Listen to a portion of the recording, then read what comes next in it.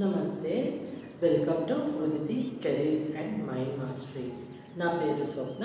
నేను సైకాలజిస్ట్ అంటే మానసిక శాస్త్రవేత్త, అలాగే గ్రాఫాలజిస్ట్ అంటే hand writing and signature drawing analysis చేస్తాను.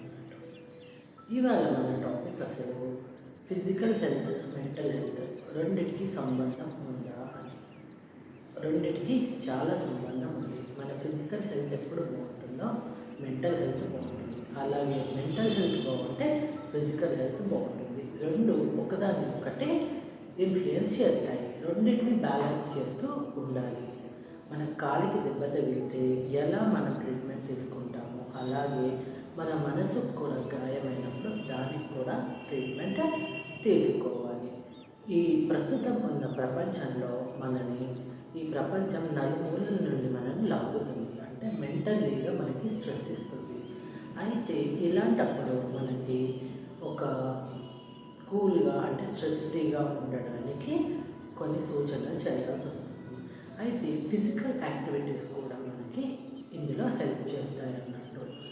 ఈ రెండింటిని బ్యాలెన్స్ చేయడం అనేది కొంచెం కష్టమైంది, కానీ జాగ్రత్తగా చేసుకుంటే రెండు ఆనందంగా ఉంటాయి. ఒకదాన్నొకటి ఇన్ఫ్లుయెన్స్ చేస్తాయి కాబట్టి మనం ఆనందంగా ఉండడానికి, క్షేమంగా ఉండడానికి తోడ్పడతాయి. జీవితంలో చాలా కాంప్లెక్సిటీస్ ఉన్నాయి.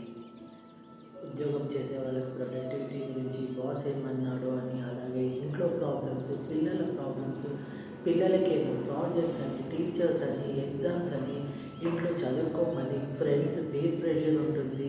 ఇలా చాలా కాంప్లెక్సిటీస్తో ఉన్న లైఫ్ మనం లీడ్ చేస్తున్నాము. అందుకే మనం మెంటల్ పీస్ ఉండాలి అంటే కొంచెం ఫిజికల్ యాక్టివిటీస్ కూడా ఉండాలి.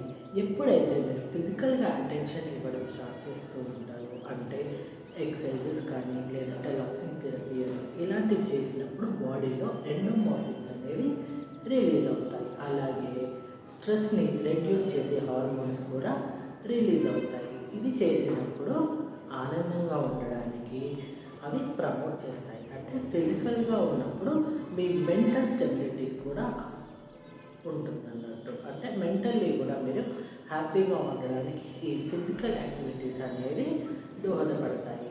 అందుకనే గేమ్స్ ఆడటం కానీ అలాంటివి చేసినప్పుడు పిల్లలు చాలా ఆనందంగా ఉంటారు. వాళ్ళ స్ట్రెస్ లెవెల్ మొత్తం తగ్గిపోతుంది. అలా చేసినప్పుడు వాళ్ళ ఫోకస్ కూడా పెరుగుతుంది అన్నట్టు. సో రెండింటిని బ్యాలెన్స్ చేయాలి. అయితే ప్రస్తుతం అందరూ సెల్ఫ్ కేర్ అంటున్నారు. ఈ సెల్ఫ్ కేర్ అనేది ఒక లగ్జరీ అంటే విలాసం కోసం కాదు, ఒక అవసరం. ఇట్ ఈజ్ అ నెసెసిటీ అన్నట్టు. అది అవసరం. మన చుట్టూ ఉన్న బౌండరీస్ని మనం సెట్ చేసుకోవాలి. మనల్ని ఎవరు ఎలా అయితే దెబ్బలు కొట్టకుండా, ఎలా అయితే మనం ఫిజికల్గా హార్మ్ చేయకుండా చూసుకుంటామో, మనం మెంటల్గా కూడా హార్మ్ చేయకుండా చూసుకోవాల్సిన అవసరం ఉంది. దీనికోసం మనం కొంచెం బౌండరీస్ సెట్ చేసుకోవాలి ఇతరులతో. అందులో తప్పేమీ లేదు. అలాగే మనకు మనం ప్రయారిటీ ఇచ్చుకోవాలి. అంటే మనకి ఇష్టమైన వర్క్ని, మన హాబీని కొద్దిసేపు చేయడానికి మనం ప్రయారిటీ ఇవ్వాలి. ఇవన్నీ కూడా మనని ఫిజికల్గా అలాగే మెంటల్గా మనని సంతోషంగా ఉండేలాగా చూస్తాయి అన్నట్టు. మన కోసం మనం టైం ఇవ్వడం అనేది సెల్ఫ్ కేర్. దీంట్లో తప్పే లేదు. ఇందాక చెప్పినట్టు బౌండరీస్ పెట్టుకోవడం కూడా అవసరమే. మనం వచ్చి ఒకరు కొడుతూ ఉన్నప్పుడు మనం ఎలా అయితే అడ్డం పడతామో, వద్దు అని చెప్తాము, అలాగే ఫిజికల్గా కాకుండా మనకి మెంటల్గా పెయిన్ ఇవ్వడానికి ఎవరైనా ప్రయత్నించినప్పుడు దాన్ని అడ్డుకోవాలి. అలాంటివి అడ్డుకున్నప్పుడు మనం మెంటల్గా కూడా పీస్ఫుల్గా ఉంటాము. అయితే ఫిజికల్గా మెంటల్గా ఉండడం అనేది తప్పనిసరి.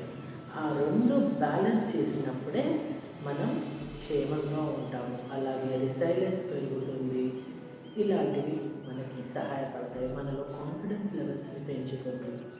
అయితే మన బాడీ అనేది మన మెంటల్ స్కోర్ని కూడా డిపెండ్ చేస్తుంది అన్నట్టు.